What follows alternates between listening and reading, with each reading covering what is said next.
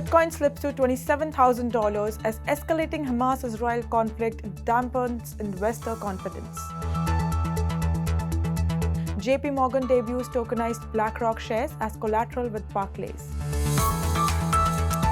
Woo Network buys back shares and tokens from bankrupt Three Arrows Capital. Bitstamp to cease Canadian services in January 2024.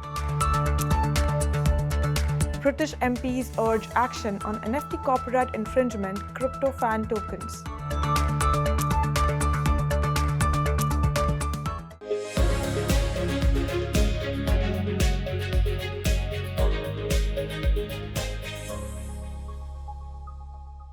Hello and welcome to 3.0 TV. I am Shikha Singh. Leading virtual digital assets are trending lower as steady buildup of liquidation pressure in the recent past, particularly since the beginning of the Middle East conflict and ahead of PPI Federal Reserve minutes release, has prompted caution. Bitcoin traded below $27,500 levels. Vishakha Thakur joins us to tell us how the global cryptocurrency market is performing today. IC15 index of cryptocurrencies was trading down by 1% at 34,670 points. Analysts have said that the dominance of BTC in the overall crypto market capitalization, which is on the rise, will increase further as investors become more risk-averse. Also, the ETH or BTC ratio will gradually decline. Elsewhere, the broader markets are bracing for the event-specific actions. Aptos and ApeCoin are all scheduled to undergo large token unlocks in the next week. This could result in increased volatility. Meanwhile, traders on the derivatives market anticipate that ETH will keep underperforming. In another interesting news, Aptos is scheduled to unlock 4.54 million on Wednesday, worth around $22.2 million based on current market prices. APT is down 2.2% on day and 9% on week. ApeCoin is going to unlock 15.6 million Ape, $15.88 million later this week, and its token is down 1% on day and 11.3% on week. Additionally, Circle has started minting UST coin natively on the Ethereum Layer 2 scaling protocol Polygon, allowing users and developers to build decentralized applications without bridging the stablecoin from Ethereum to another blockchain. The global cryptocurrency market cap was at $1.05 trillion mark, decreasing 2% in the last 24 hours. However, the total trading volumes decreased by around 10% to $26.2 billion. Solana outperformed other significant altcoins in terms of money inflows from institutional investors this week, analysts said. The network has reported around $24 million inflows during the past week. Interestingly, Frax Network introduced S-Frax, a staking vault to capitalize on the surge in treasury yields as part of its Frax V3 product suite, which includes a unique bond product that transitions into the company's stablecoin upon maturity. US stock futures rose as investors looked ahead to fresh economic data and assessed another decline in US Treasury yields. Futures tied to the Dow Jones Industrial Average traded 46 points higher or 0.1%. S&P 500 and Nasdaq 100 futures also gained 0.1%. Bitcoin was trading at $27,300, down by 1.1%. Ethereum, the second largest crypto, was down by 0.5%, trading at $1,577. BNB was down by 0.1% to trade at $208. Cardano's ADA token was down by 1.3% to trade at $0.24. Avalanche AVAX was trading at $9.4, lower by 3.2%. Polygon Matic was trading up by 1.4% to trade at $0.52. Shiba Inu was trading down by 0.7%. Ripple's XRP token traded at $0.48, down by 2%. Polkadot was down by 1% to trade at $3.8. However, Solana Sol was up by 0.4% and was trading at $22.3. Next on the list, Doge, the popular meme coin, was trading up by 0.4% at $0.059. Thank you, Vishakha, for your in-depth analysis of the global cryptocurrency market. And now, back to the headlines.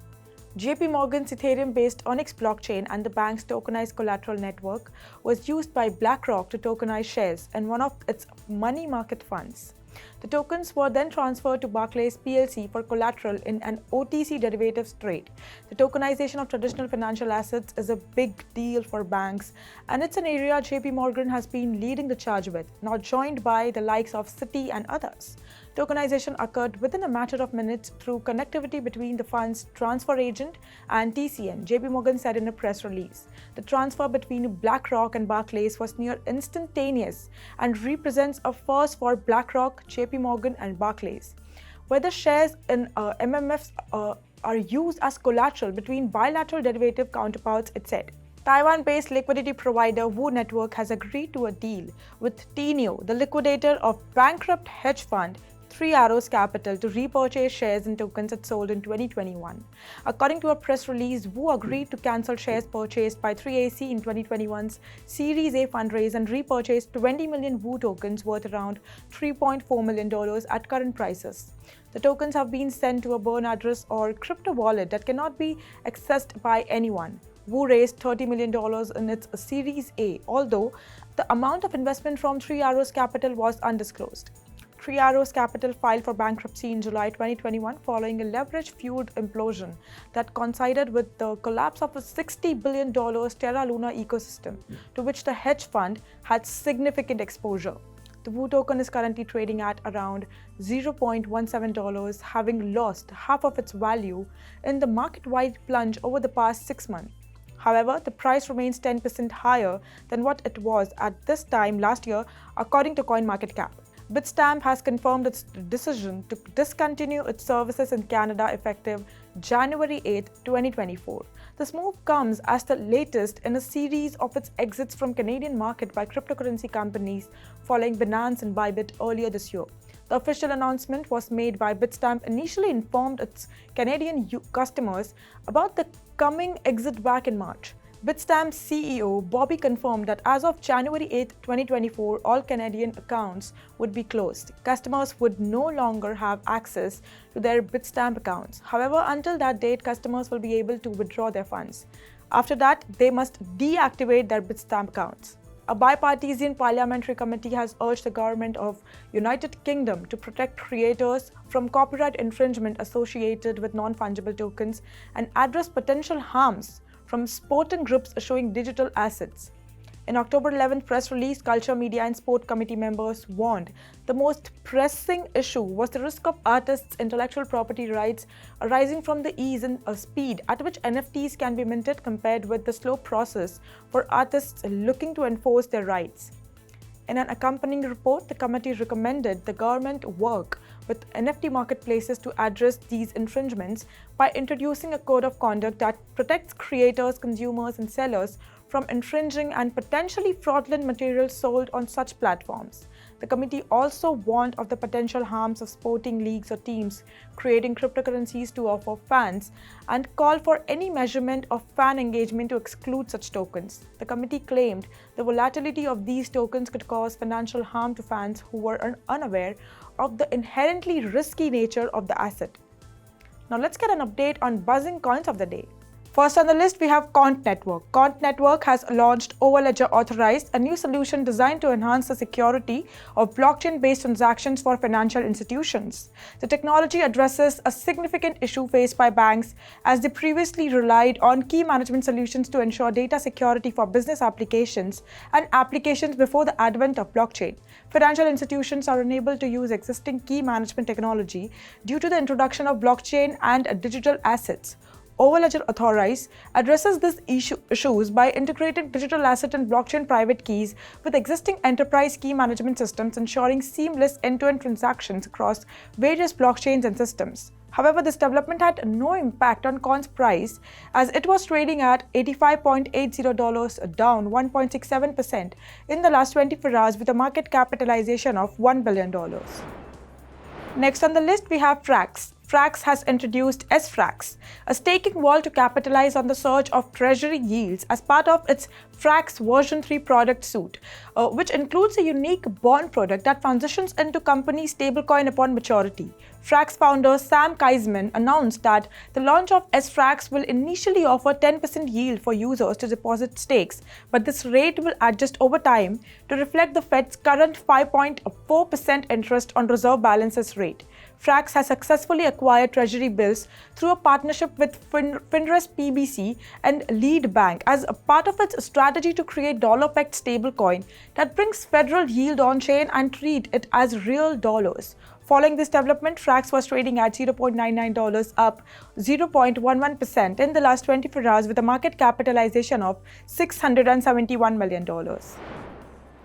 Next on the list, we have Solana. Solana outperformed other significant altcoins in terms of money inflows from institutional investors this week, according to a statement on the X page of Wiz Crypto, a branch of the Wiz ratings firm.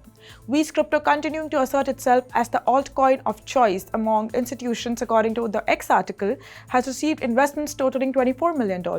Wiz Crypto cited information provided by CoinShares Fund, a company that works with financial institutions. Solana reported seeing $24 million in fresh investments during the past week. In terms of year-to-date data, it was the biggest week for Solana since March of this year, and it totaled $55 million. In the light of the most recent launches of Ethereum products, Solana continues to assert itself as the altcoin of choice, according to a post on CoinShares X platform. Financial institutions last week invested a total of $78.4 million in crypto. Solana was trading at $22.08, down 1.59% in the last 24 hours, with a market capitalization of $9 billion. Next on the list, we have USDC. Circle has started minting USD coin natively on the Ethereum Layer 2 scaling solution Polygon, allowing users and developers to build decentralized applications without bridging the stablecoin from Ethereum to another blockchain. This new offering enables near-instant low-fee transactions for various use cases, including payments, remittances, trading, borrowing, and lending, leveraging Polygon's scaling capabilities.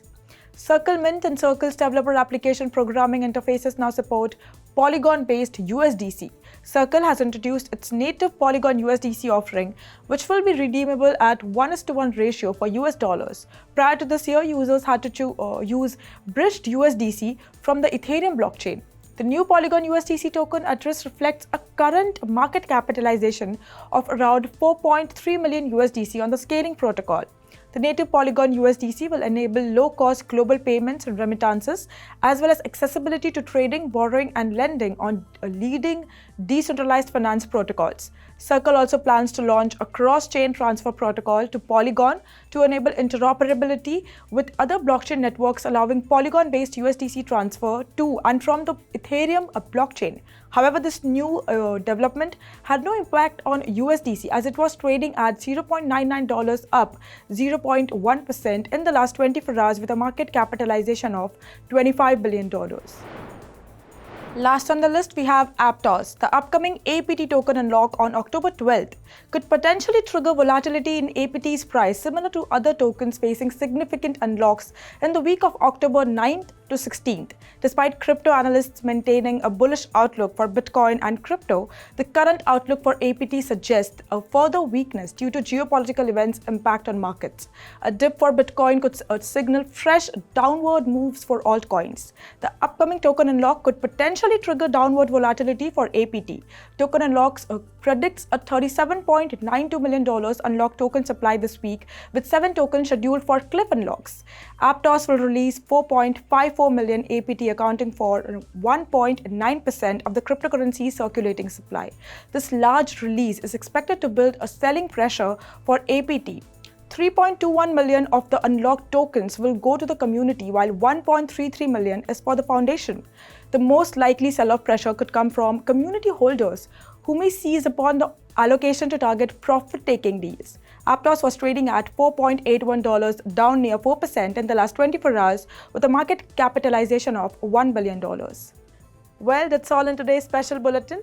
This is me, Shikha Singh, signing off. For more on such updates and market news, please log on to our website www.threeversetv.io or scan the QR code to know more.